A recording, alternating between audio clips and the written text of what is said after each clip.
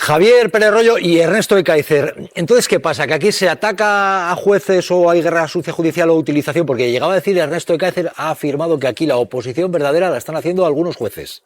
¿Compartes esto? Eso es bastante obvio. ¿Sí? Eso es bastante obvio. Ahora mismo realmente jueces y magistrados que integrados en el Poder Judicial del Estado, no todos los jueces y magistrados, evidentemente, pero un número significativo y además que ocupan posiciones muy destacadas, son los que están intentando acabar con el gobierno de Pedro Sánchez. Y lo están haciendo de una manera bastante evidente, bastante evidente. ¿Te atreverías a decir algún nombre de alguno de estos jueces? ¿De esos que pueden estar haciendo una labor de intentar acabar con el gobierno? Pues vamos, desde el juez Peinado.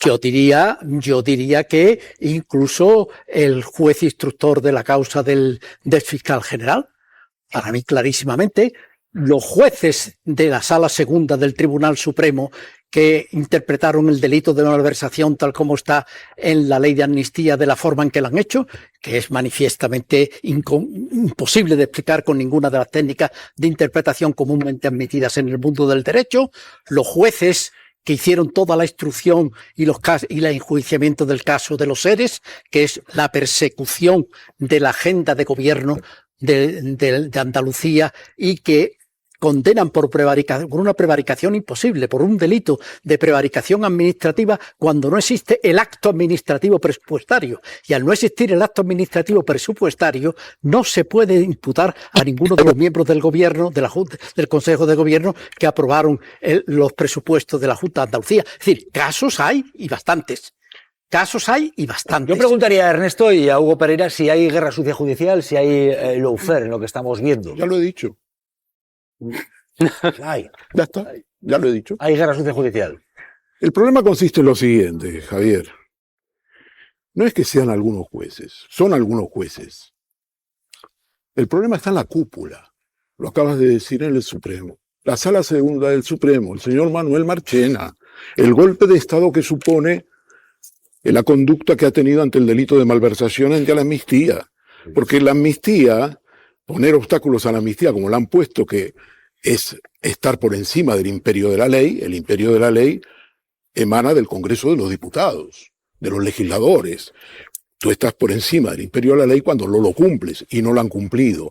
Pero eso tiene una connotación, y es que eso daña las relaciones entre el gobierno, entre el Partido Socialista y Junts y Puigdemont. Y es un factor de inestabilidad permanente de la estabilidad del gobierno. No es que sea casual. Entonces, lo que tenemos aquí no es que hay algunos jueces que están haciendo el trabajo. Hay algunos jueces que están haciendo el trabajo en la primera fila. Pero el problema está en la cúpula. Es una cúpula que refleja los grandes problemas de la transición. Hasta el ejército se ha renovado y se ha democratizado. Lo que no se ha democratizado es nuestra cúpula judicial. En el caso de la ley de amnistía es muy grave, porque en primer lugar no podemos olvidar las manifestaciones contra la ley de amnistía en la puerta de los juzgados. Sin que estuviera aprobada la ley. Jueces, con sus puñetas y sus cosas, todos allí. Pero es que además lo del auto del Tribunal Supremo, en el cual hizo esa interpretación del delito de malversación, es todavía mucho más grave, porque es que altera el orden de los factores en los que tiene que resolver, y en el derecho el orden de los factores altera el producto. En el derecho el orden de los factores altera el producto. Entonces, el Tribunal Supremo, en la Sala Segunda, dice en primer lugar, no tengo dudas de que el artículo 2 de la ley es constitucional, que es el relativo a la malversación, siempre que se lo interprete de esta manera, que es una manera que es de la única manera que no se puede interpretar. Y una vez que ha decidido que ese artículo es constitucional, y que por lo tanto no tiene que elevar una cuestión de inconstitucionalidad al Tribunal Constitucional, dice que sí se eleva una cuestión por el artículo 1.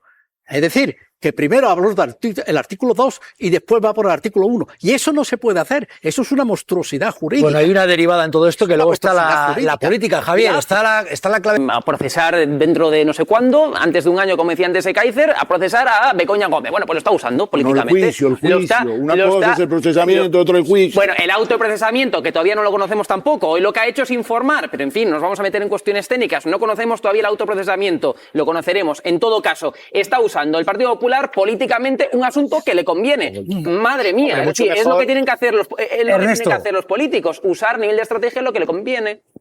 Vamos a ver,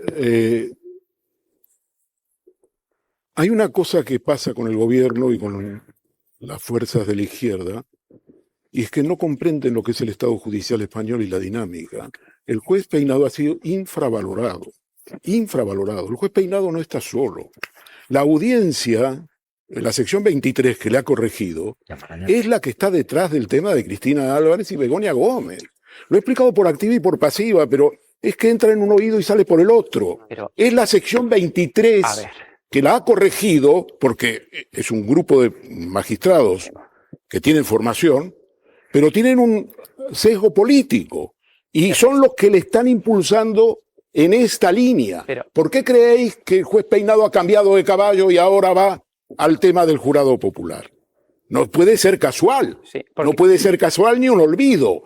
Entonces, lo que hay que tener en cuenta es que en este país la oposición no es el Partido Popular. La oposición no es Vox. La oposición son los jueces. Son los jueces. Son los jueces que están intentando que el gobierno caiga. Lo intentaron con el informe de la UCO del 5 de junio.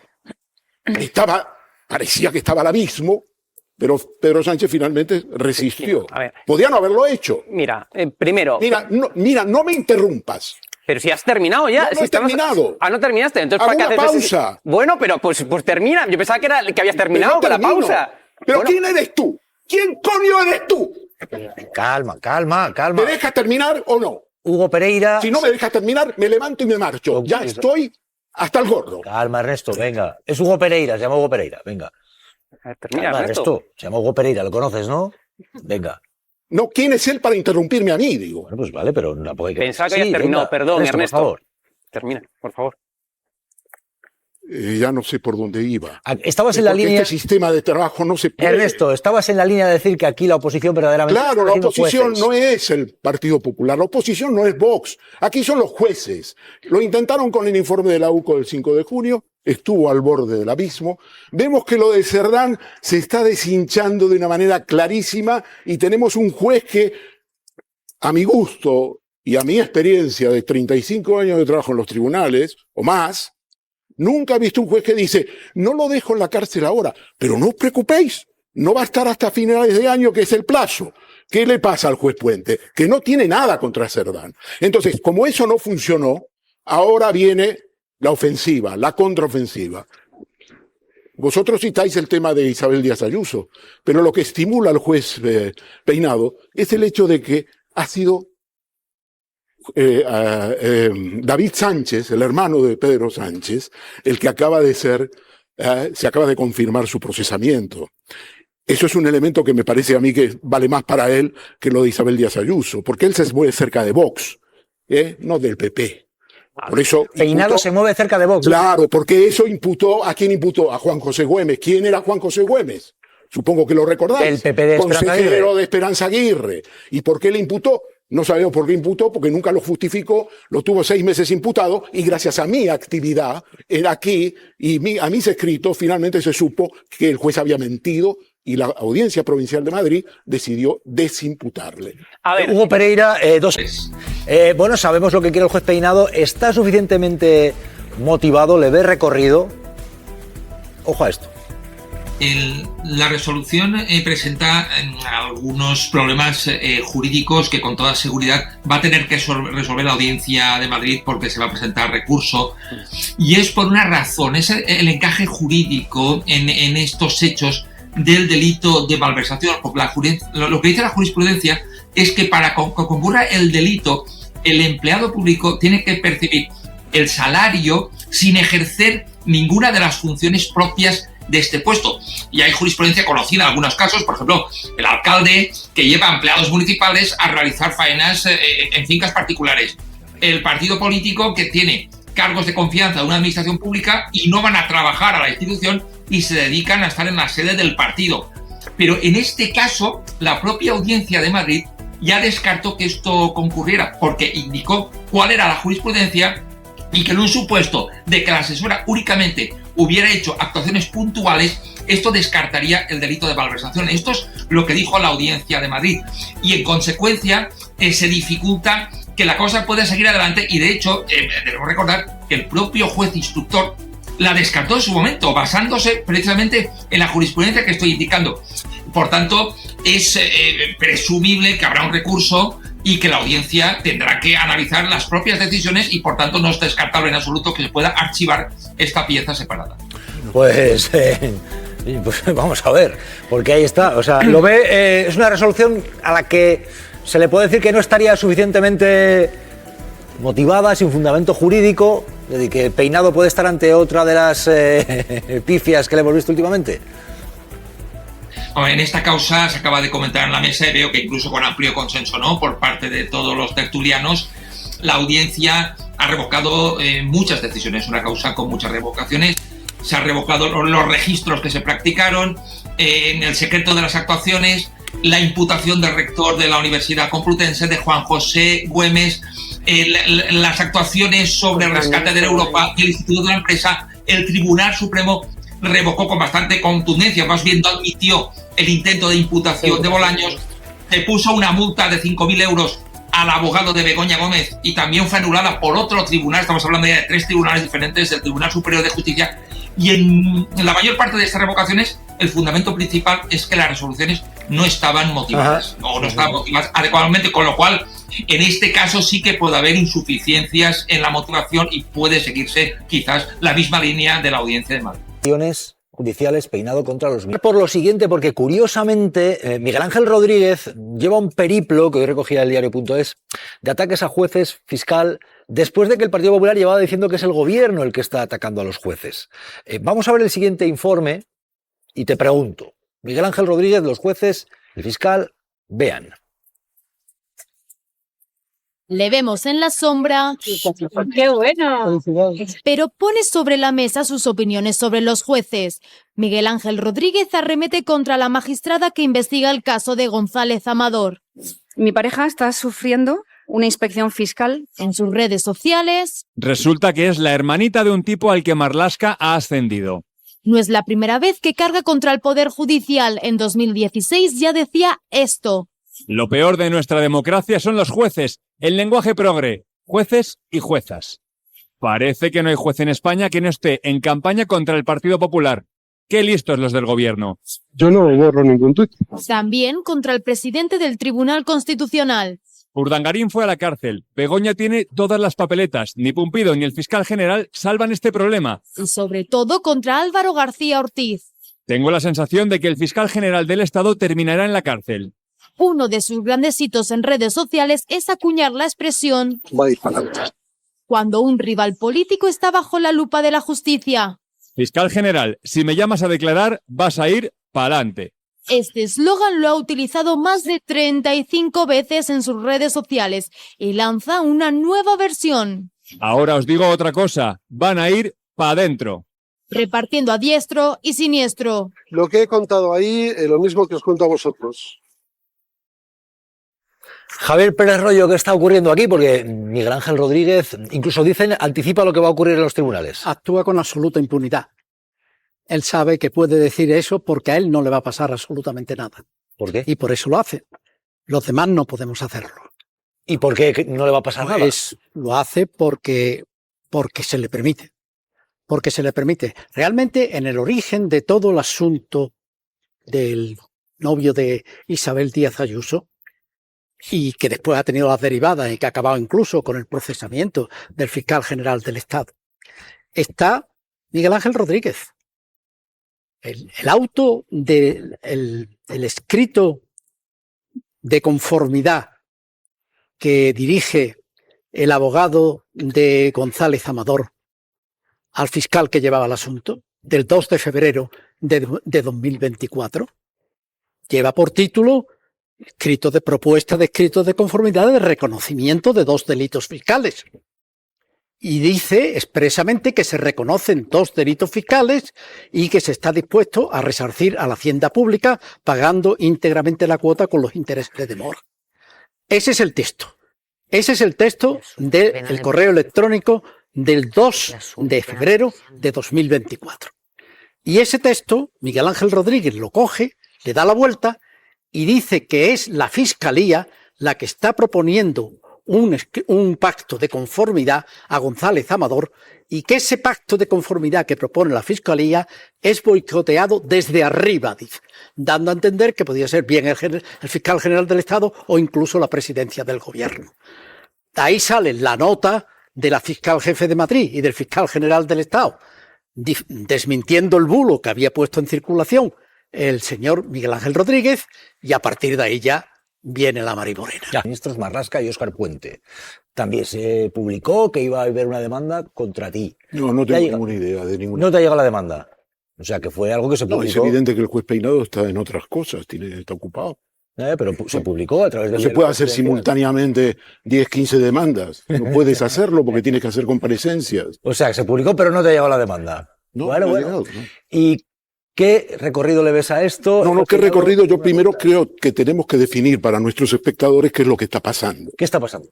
Lo que está pasando es que el juez Peinado ha dado un salto. Ha pasado de un procedimiento a otro. El procedimiento abreviado al procedimiento de ley de jurado. La ley dice, el 2425 de la ley de jurado, que cuando tú inicias un procedimiento por la ley de jurado, tienes que inmediatamente comunicarlo a los que son imputados. Es decir, tienes que entregarle la querella de Vox, en este caso, que es lo que ha dado lugar a este procedimiento, una querella puesta en enero de este año, y tienes que decirles que vas a ir por el procedimiento incoas por procedimiento de jurado. El juez no lo ha hecho. Ha hecho toda una serie de diligencias por el procedimiento abreviado y cambia de caballo. Eso es un primer punto. Ha cambiado de caballo. Ha cambiado de caballo. Ha pegado un salto. Eso es un primer punto. El segundo punto es que la Audiencia Provincial de Madrid dice literalmente que ni Cristina Álvarez, La asistenta, ni Begoña Gómez, la mujer del presidente del gobierno, han cometido delito de prevaricación. Junio 12 de este año.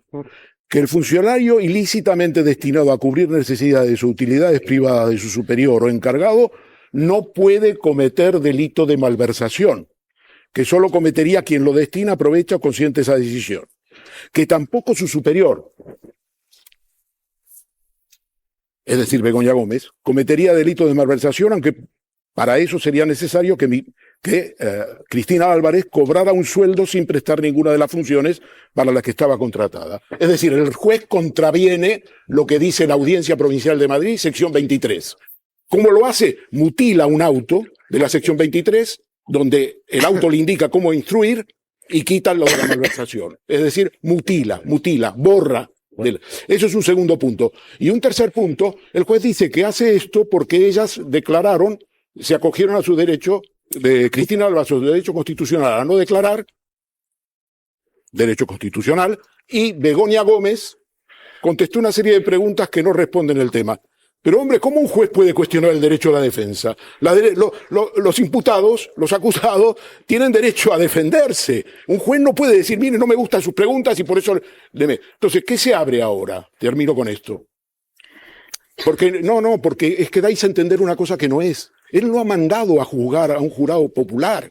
Él lo que hace es continuar el procedimiento. Ahora siguen las diligencias. Y más adelante será un jurado popular. Eso es lo que pasa.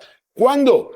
No menos de un año. El juicio no puede celebrarse menos de un año. Menos de un año y máximo de 2. Y si un... Otro objeto que lo que son las consecuencias políticas de esa instrucción. Es decir, no es lo mismo un caso, insisto, en el que hay una aportación documental de indicios, de testimonios, etcétera, sobre algo, que un caso en el que no se aprecia ninguna prueba sólida para sujetar una acusación. Y en esa situación, podemos llamarle lawfare o como queramos, estamos atendiendo a la vez a unos cuantos frentes de instrucciones judiciales absolutamente incomprensibles. ¿Que otras instancias las corregirán? pues ojalá, ese es el Estado garantista de derecho, ¿no? Pero yo coincido en una cosa que apuntaba Ernesto Kaiser. Se centra todo siempre en qué cosas más raras hace el juez Peinado y cómo le han corregido desde una instancia superior unas cuantas veces. Algunas ha hecho caso y otras no. Pero también hay que poner el acento en las veces que esa instancia superior le ha permitido o incluso le ha facilitado continuar con una instrucción, a mi juicio, absolutamente, incomprensible, ¿no? Y solo apunto una cosa. Hoy todo el acento está en que ha decidido avisar, y por cierto los cita a declarar un sábado por la tarde, aprovechando que está él de guardia y demás, pero apunta que será juzgada la mujer del presidente y su asistenta por la vía de la ley del jurado. Hay que recordar que el origen de toda esta instrucción es tráfico de influencias, es cohecho y son otros 2 delitos. Algunos de ellos están perfectamente, igual que la malversación, previstos en la ley del jurado. Y no ha hecho nada. Es decir, que lleva conculcando esa misma ley desde que empezó esta instrucción. Hay cosas incomprensibles y desde arriba se están permitiendo, facilitando o justificando. De manera que cuidado, porque me parece que en este caso y en algunos otros estamos asistiendo efectivamente a instrucciones que tienen, a mi juicio, más carga política que jurídica. Jesús Maraña, gracias por acompañarnos, por tu análisis y buenas tardes. Buenas tardes, muchas gracias. Gracias. Y esto sigue avanzando porque, ojo, porque se procesa al hermano del presidente del gobierno, también al líder del PSOE en Extremadura, y Miguel Ángel Gallardo, secretario general del PSOE. ¿Qué va a pasar? ¿Qué le va a decir el juez Peinado a las partes en esa vistilla del sábado? Bueno, vamos a ver, lo principal es el salto extraordinario que ha tenido esto. No sé si os habéis dado cuenta. El salto extraordinario consiste que ha cambiado completamente el procedimiento. Ha saltado del procedimiento abreviado a un procedimiento conjurado. Esto es espectacular. Normalmente la ley lo que dice es que cuando decides incoar un procedimiento por procedimiento de jurado, tienes que comunicar a las partes, cuando recibes la querella, en este caso en el mes de enero, no ahora, entregas la querella y dices que vas a incoar el procedimiento por el sistema de jurado, que es completamente distinto al procedimiento abreviado. Ha saltado de un caballo a otro. Y esto es lo espectacular. Eso en primer lugar. Y en segundo lugar, el auto que invoca el juez del 12 de junio de la Audiencia Provincial de Madrid dice que exactamente, y os lo voy a leer porque me he tomado el trabajo de refrescarlo para vosotros, dice, volviendo al caso concreto ahora analizado, el de Cristina Álvarez y Begoña Gómez, si bien es cierto que el funcionario ilícitamente destinado a cubrir necesidades o utilidades privadas de su superior o encargado no puede cometer el delito de malversación. No puede cometer el delito de malversación. ¿Lo habéis oído? Perfectamente. ¿Por qué vuelve al delito de malversación? Bueno, le va a juzgar un jurado popular, no sé si eso tiene que ver o no, eso me lo explicas tú, de Kaiser. ¿Y qué otros delitos se le podrían notificar ahí que sean compatibles también con ese juzgado popular? No. En este caso va solo por malversación, porque esto es una querella nueva. Esta es una querella nueva que presentó Vox en enero de este año y que él admitió a trámite. En ese momento debía haber dicho, voy a incoarlo por el procedimiento de jurado, pero no lo hizo. Siguió con el procedimiento abreviado, por alguna razón. Ernesto, ¿por qué no lo hizo? ¿Por qué ha hecho ese salto de caballo que mencionabas? Lo único que yo puedo colegir, Marta, es que él considera que un tribunal profesional de magistrados difícilmente, dado la debilidad de sus argumentos, condenaría a Begoña Gómez y que en cambio, en las condiciones del antisanchismo, de la campaña tremenda contra Sánchez y contra Begoña que existe en este país, es mucho más fácil que un tribunal de jurado la condene que no. Y te doy un dato que es relevante para entender esto. En el año 2023, de 44 juicios de tribunal de jurado, Marta, 43 fueron sentencias condenatorias. Una sola fue absolutoria.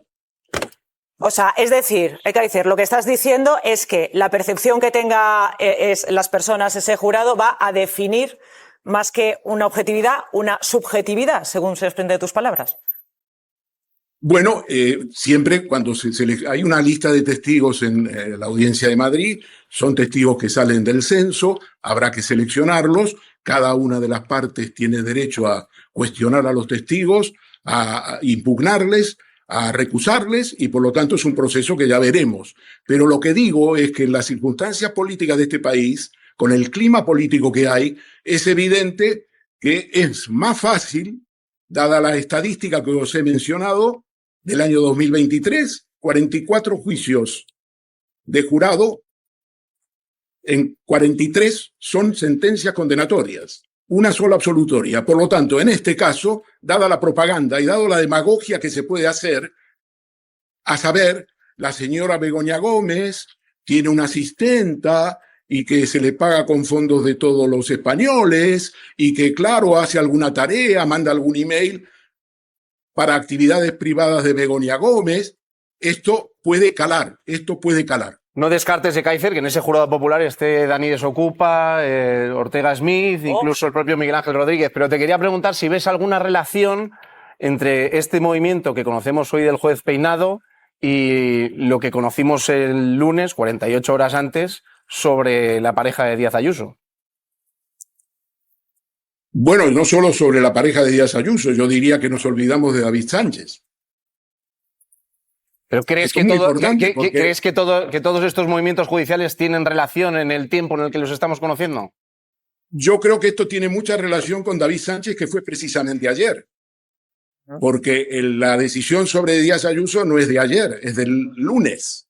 Por lo tanto, me da la impresión de que el juez ha apretado el acelerador y ha decidido esto, que es una operación, en mi opinión, en el tablero de ajedrez muy bien pensada y que yo creo que, aparte del juez Peinado, que es el que la ha formulado, viene de la Audiencia de Madrid, de la sección 23 de la Audiencia de Madrid. Pues Ernesto Ekaizer, muchísimas gracias por haber estado esta tarde con nosotros. Un abrazo. Gracias. A vosotros.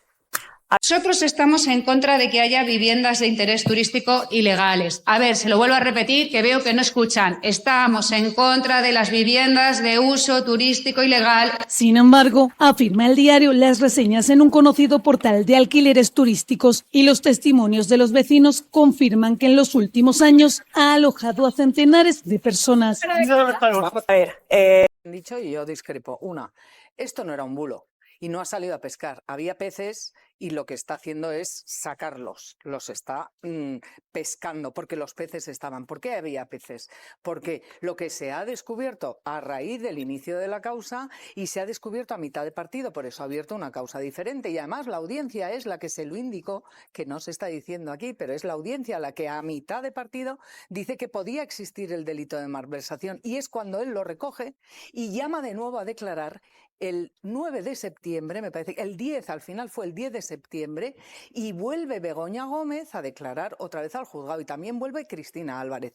Y ahí Begoña Gómez dice, y es lo único que dijo, porque habló solo 2 minutos, y dijo que efectivamente la asesora, que era su amiga y se la había contratado por ser su amiga, se había dedicado a trabajar excepcionalmente y puntualmente para ella. ¿Qué es lo que pasa? Que el juez en esta causa tiene datos y correos electrónicos y por eso pide los correos desde el principio, porque se contrata desde el principio. Déjame acabar solamente explicarlo. Se contrata desde el principio a la asesora de Begoña Gómez por ser su amiga y resulta que hay más de 230 correos cruzados con el vicerrector que los ha presentado en el juzgado. Y eso no es puntual. Pidiendo la asesora de Begoña Gómez patrocinio para la cátedra, pidiendo dinero. Ha salido un audio esta semana donde dice, hombre, pagarnos 15.000 y 15.000 más, 15.000 por cada uno de los másteres. Bueno, a ver, Sara Santolaya. No era puntual. Perdón, ya acabo. Y entonces, un funcionario público o un empleado público no puede dedicarse a trabajar para negocios privados de nadie. A ver, Sara. Quien sea. Bueno, por eso está el juez. Si lo tiene que demostrar. Claro, pero la realidad es que es lo que tiene trabajar Begoña Gómez. Yo entiendo que a lo mejor la figura de la mujer del presidente trabajando y teniendo su propia vida y su vida independiente a algunos les cuesta verlo, pero tener tus propias funciones y dentro de la universidad pública impartir cursos, clases o máster es lo que estaba haciendo esta mujer. Lo que está haciendo el juez Peinado, es una instrucción completamente vergonzosa. ¿Por qué? Porque sí. Fue una noticia falsa, con recortes de periódico, lo que afecta en un primer momento con la denuncia de Manos Limpias, con recortes de una noticia que no existía, con recortes de periódicos y de revistas, y no existía. Lo que está haciendo el juez Peinado... Oye, lleva esos revistas... Termina, Sara, termina. Entonces se declaran el caso. No es verdad, es que no es verdad. Y puede acabar llevando un delito. El problema es que parece que hay que respetar la figura de algunos jueces como si fuesen seres de luz, y lo que estamos descubriendo es que hay jueces que hacen política y que esto sienta muy mal cuando se dice, pero cuando tu único afán es acabar con un gobierno, cuando tu único afán es instruir y abrir causas que duran una eternidad, donde vas sentando a gente, a numerosos testigos, y que incluso te atreves a manipular o a cambiar la declaración de uno de estos testigos, como hizo el juez Peinado, es una auténtica barbaridad. Y esto lo ha hecho este juez, que se ha convertido en el nuevo héroe de la derecha, y que el Partido Popular está muy contento con él, porque cada vez que tiene una mala semana, ahí está el juez. Ayer Ayuso... Y corrupción en los negocios. En este caso, ese mismo día, solo un mes más tarde que el caso de González Amador, ese mismo día se judicializa el caso porque el juez Peinado abre diligencias previas para investigar los hechos y declara la causa secreta. Bien, vamos a fijarnos ahora, ampliamos zoom al año 2025, que es cuando las decisiones judiciales de ambos casos parece que empiezan a sincronizarse un poco más. De hecho, vamos a fijarnos en este mes de septiembre de 2025, que es cuando se produce, en ambos casos, el desenlace de esos procesos de instrucción, que han tenido diferentes ritmos, pero aquí se empiezan a sincronizar. 3 fechas, vamos a ampliar aquí el mes de septiembre, 3 fechas importantes. 10 de septiembre, Begoña Gómez declara ante el juez por la nueva línea de investigación, malversación. Un poquito más adelante, el 22 de septiembre, la jueza del caso Amador acuerda la apertura del juicio oral.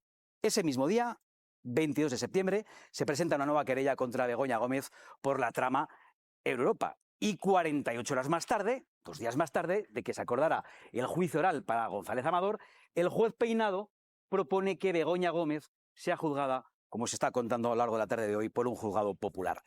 Y otra fecha más, que también habéis comentado, pero que conviene subrayar, esa del 23, 22, ayer, antes de ayer, conocíamos otra decisión judicial importante, la apertura de juicio oral, en este caso de David Sánchez, hermano de Pedro Sánchez, por los presuntos delitos de tráfico de influencias y prevaricación administrativa. Preguntas, algunas están rondando por la mesa, pero yo os las voy a preguntar directo al grano, como sé que os gusta a vosotros. ¿Casualidad? ¿Politización de la justicia? ¿Judicialización de la política? ¿Todos son correctos? Ninguna. Las respuestas son vuestras. Qué grandes preguntas. No creo que nadie en la mesa tenga nada que decir al respecto. A ver, Sara. Equiparar como si González Amador fuese lo mismo que Begoña Gómez. Este señor ha reconocido un delito, ha reconocido un fraude. Claro, estaba negociando, de hecho, aunque no haya sido juzgado y no tenga una condena, es una persona que reconoce un delito. Y al otro lado hay una persona que está siendo investigada injustamente, por mucho que algunos quieran negarlo, porque un juez se ha empeñado en hacer política.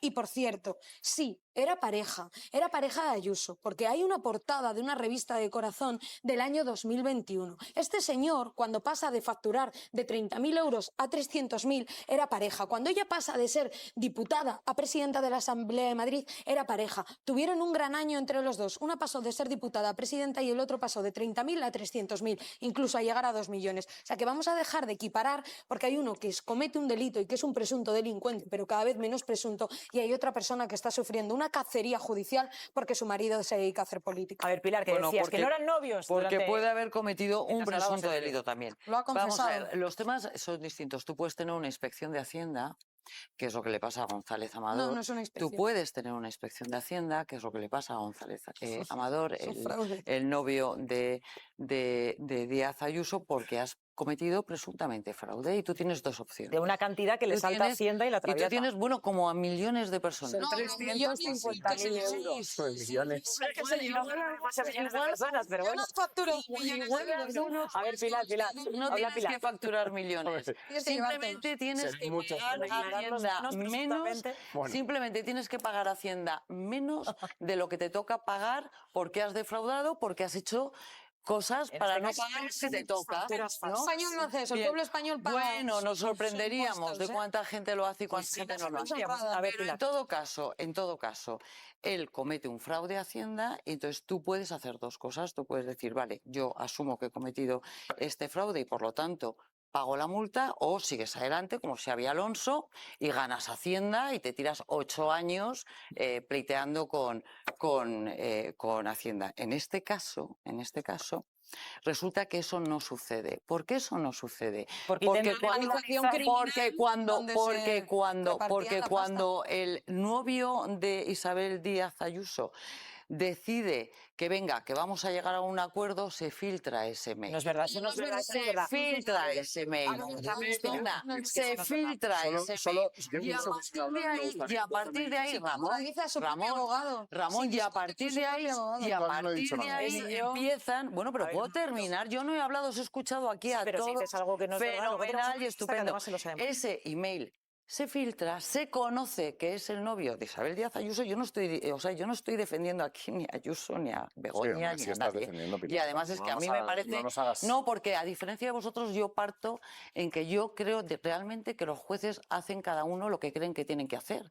O sea, yo no parto de que aquí hay jueces... O sea, yo no creo que los señores que han hablado ahí, que son exjueces, sean comunistas y haya otros fachas persiguiendo a la peña y tal. A mí me parece... Solo déjame... Vale, Pilar, solo déjame remarcar que todos los que tienen un problema con Hacienda no les piden cárcel. Gonzalo, déjame. No les piden cárcel. Perdona, a Xabi Alonso le pidieron cárcel. Por supuesto que le pidieron cárcel. No a todo el mundo le piden cárcel. Vais a hablar todos. Y hoy el diario.es nos trae una nueva andanza del señor González Amador. El alquiler como hospedaje de unos locales industriales. Gonzalo. La empresa October 12, fundada por el novio de Ayuso, reconoce ahora dedicarse al alquiler de locales industriales, pero acumula más de 400 reseñas en Booking como hospedaje turístico. ¿En qué quedamos? ¿Local industrial o habitaciones turísticas? October 12, ¿eh? Lo destapa el diario.es. González Amador habría camuflado como alquiler de locales industriales su negocio de casas de huéspedes. Se refieren a estos bajos. Hasta el año pasado aparecían en el registro como casas de huéspedes. Sin embargo, según las últimas cuentas del registro mercantil al que ha accedido el diario.es, su actividad ha cambiado a alquiler de locales industriales, un negocio montado tras los presuntos fraudes fiscales por los que se le está juzgando. Y ya siendo pareja de la presidenta de la Comunidad de Madrid. Su último pecado es tener una relación con un político adversario del presidente del gobierno. Los bajos están en el barrio de Usera, Madrid. Habitaciones desde 60 hasta más de 200 euros la noche. Habitación doble económica, habitación doble deluxe y habitación doble con baño privado externo. Hoy en los papeles figuraría como local industrial. Un giro llamativo porque en los portales de reserva cuenta con más de 400 reseñas, las últimas de hace tan solo unas semanas. Muy mal olor, cucaracha, ruido. Decepcionante. No volvería ni obligado. Pésimo en todos los sentidos. Valoraciones que prueban que el local seguiría siendo una casa de huéspedes y de la que González Amador figura como administrador solidario en la empresa que explota el alojamiento. Si alguien en España triunfa, prospera o le va un poquito mejor, ese es culpable, hay que perseguirle. ¿Qué ha llevado a González Amador a cambiar el uso de su casa de huéspedes en el registro? Seguía el debate aquí así, pero es que tengo a Pedro Águeda, del diario.es. A ver, Pedro, ¿estaba presuntamente González Amador cometiendo un delito con alquiler de esos locales? Buenas tardes. Buenas tardes.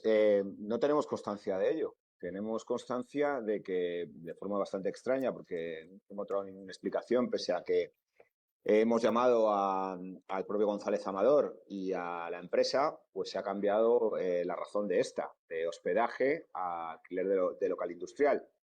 Tiene licencia para, como hemos comprobado también, para el hospedaje, pero no se ha ofrecido ninguna explicación a por qué se ha cambiado la denominación. ¿Y tiene conocimiento el Ayuntamiento de Madrid de esta actividad? Sí, el Ayuntamiento de Madrid ha avalado que esos bajos a un precio, vosotros juzgaréis, como en lo que se están convirtiendo algunos locales bajos en Madrid de alquiler turístico, puede hacer esa labor. La labor que declaró la empresa cuando se creó, no la que tiene ahora mismo registrada. Vamos a saludar a Manuela Bergerot, portavoz de Más Madrid.